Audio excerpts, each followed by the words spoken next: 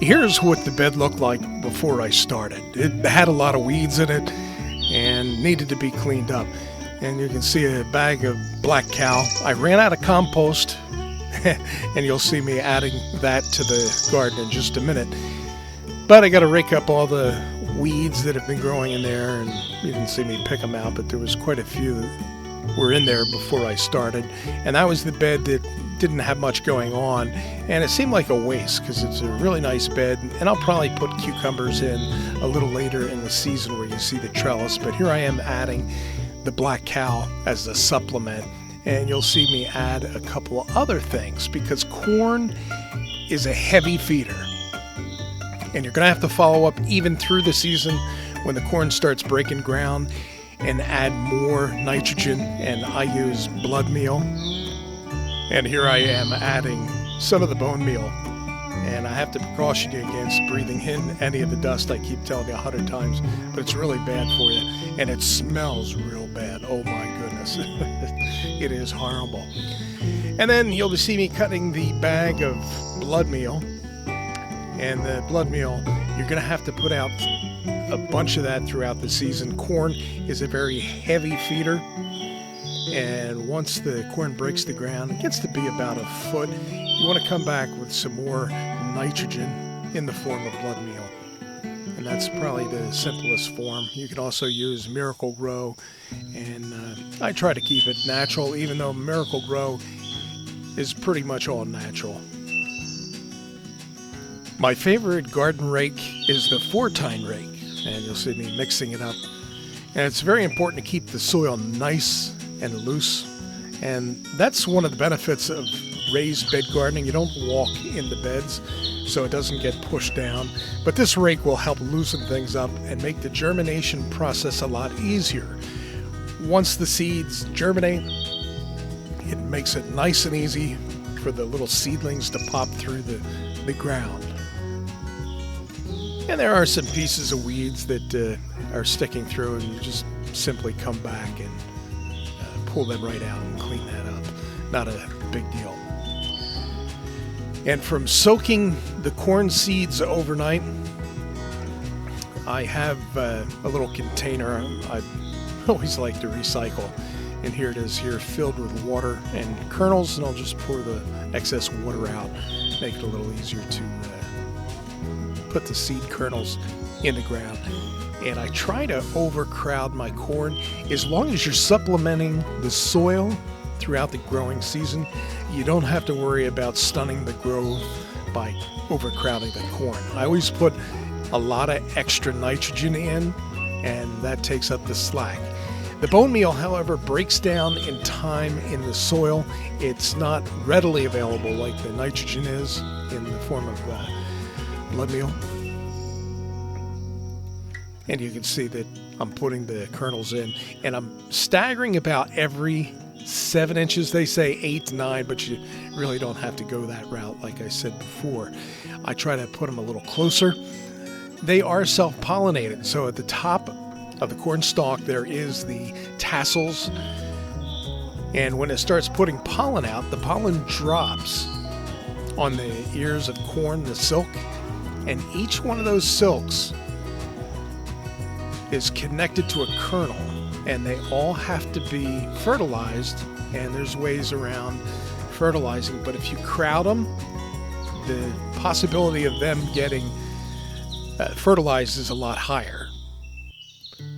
And what you can do in mid-season is take a folder or a magazine or something and fold it into a U and hold it under those tassels and shake the tassels a little bit and fill that magazine up, and then go down to the corn silk and then just simply line it up and blow the pollen right on the silks directly, and that helps.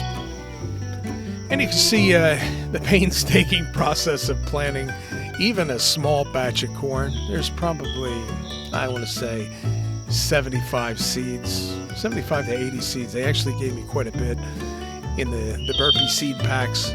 There's other seed companies that don't give you as much, and you can tell when you go to buy them with bigger seeds, such as corn kernels, how much is actually in there. it was only $1.99. So that's a small price to pay, especially with a germination rate that Burpee has. They're pretty good.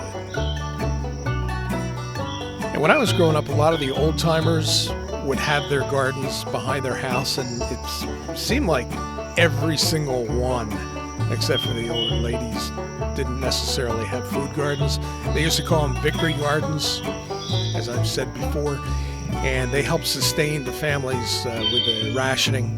Certain vegetables were rationed, but if you grow them in your yard, you could save those stamps for other times or trade them with your neighbors, and it helped get through the wartime with a lot of extra vitamins and minerals in your own garden. And even up into the 60s and early 70s, when a lot of the old folks were still around, my father got me involved in gardening. I'm so thankful for that. And I used to pick the brains of all the old timers around and find out what worked and what didn't. And they did have some strange ways of planting. A lot of them planted with the Farmer's Almanac.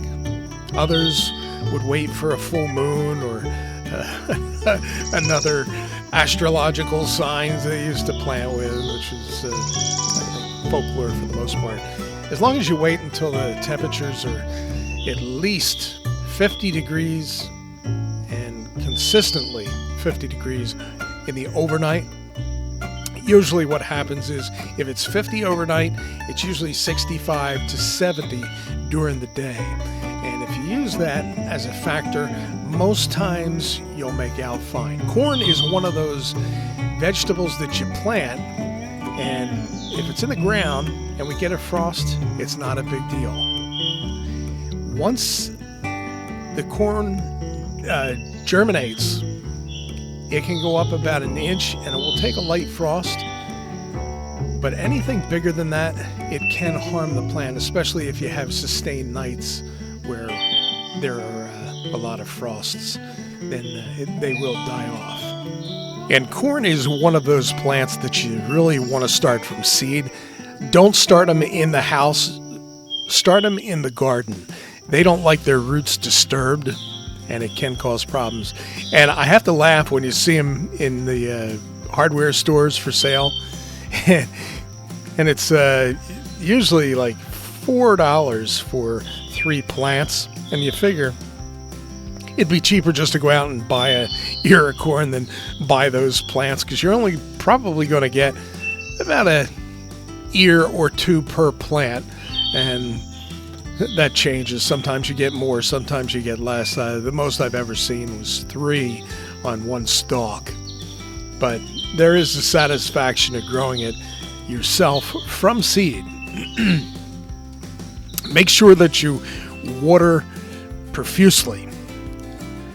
They are very strong feeders and drinkers. You want to make sure that you water every single day. And that's one thing I can't emphasize enough. You don't have to worry about overfeeding corn. It will eat whatever you throw in there. And same with water.